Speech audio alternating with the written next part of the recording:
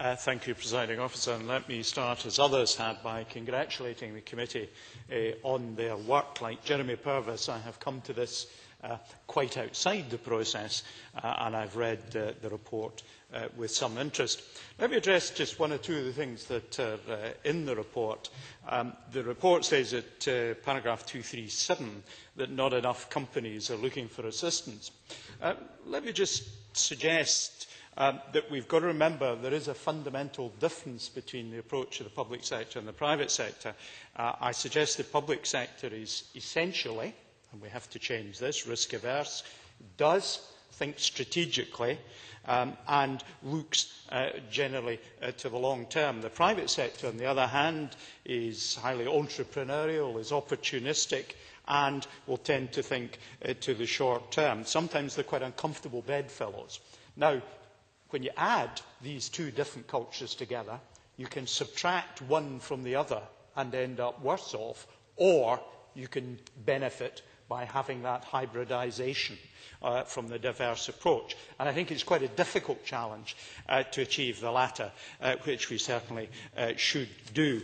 And at paragraph 247, where we talk about the need for SDI not to be duplicating or crowding out, I think that is a self-evident truth that we should take on board. We have fundamentally got a two-way street where there is a benefit to us in bringing trade and companies to Scotland, and of course to our getting out and investing and engaging elsewhere, just as there is that two-way street between the public and private sector.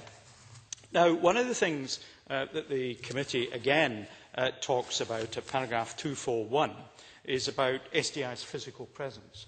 I'm not so certain that I find myself in as much sympathy with the point expressed as perhaps the committee has done. I've certainly, in my last 3.5 years, met SDI people in various locations and talked about what they're doing. And the one thing that it did strike me was that while they may have an office, for example, in Düsseldorf, they're spending a great deal of their time elsewhere.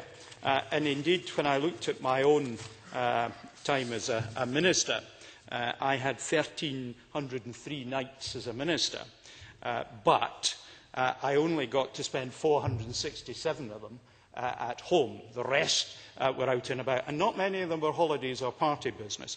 So I think the SDI employees will have that similar basis, that they're actually spending a bit of their time at the home base, but probably they should be spending and are spending most of their time on the road. And indeed, when I looked at my ministerial meetings, of which I had 2,769, 1/3 of them were out with Scotland. So therefore I was out and about. Oh, if only I had had more time. But I'll come back to that in a wee minute later, if I may. So, Presiding Officer, I think the key point is that where the office is one thing. It's where the folk are doing the job that's the real thing. It is very clear that the world is changing, and changing quite rapidly. I first visited China in 1978. And the contrast when I visited China as a minister in 2009 was absolutely fundamentally different. In Beijing, we had more cars per household than in London, Edinburgh or Glasgow, significantly more, whereas in 1978 there were virtually no, probably no, private cars at all. I visited a wind turbine manufacturer cooperating and working with Scottish interests. SDI key to that. I visited an electric vehicle manufacturer to see them sitting in the yard, 400 vehicles going off to the United States. And, ironically, I visited the dedicated weather TV channel in China, where I was given the opportunity to see how difficult it was to do a weather forecast. If only I had learned the lesson more thoroughly a year later. But there we are, ho-hum. You have to learn from life. Now, Scotland is absolutely famed for its exports, and that's something that's come across. And in my world travels, I recall in Burma, seeing a Buddha, the biggest Buddha in the world that's claimed, sitting on a steel stand made in Motherwell. And on Lake Titicaca in Bolivia, the ferry that runs across between Peru and Bolivia, built on the Clyde.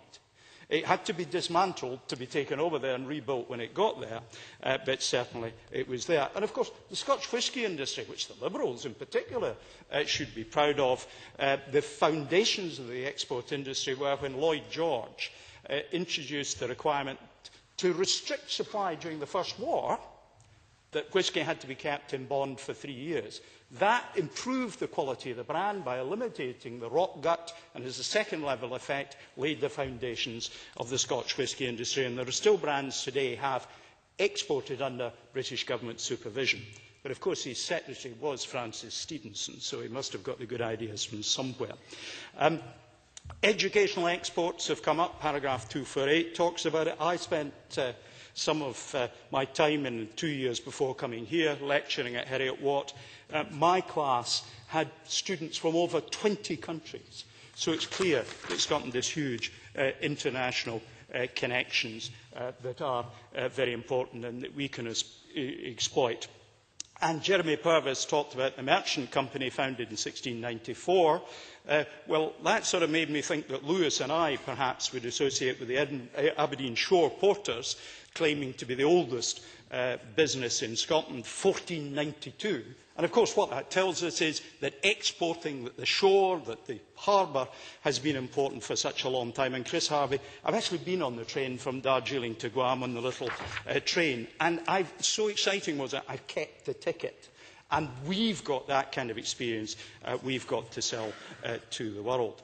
Don't let's beat ourselves up too much. You can take different things out of the figures. In Table 3 on page 11, when we look at the HMRC regional trade stats that the committee has provided to us, we see, excluding services, banking, tourism and financial investments, that the low in Scotland is 12 billion in 2004. We're back up to 15, albeit our share is not doing so well. So I think we should look to our successes as well as focusing on our failures. And of course, as we approach the 25th of January, we should remember that we have cultural icons, Robert Burns, who can deliver a great deal to this agenda. I myself will be speaking in Bethesda in Maryland on Friday evening, but by internet. I won't be there physically. The modern technology world gives us new export opportunities. Let's all try and make use of them. Thank you, Presiding Officer.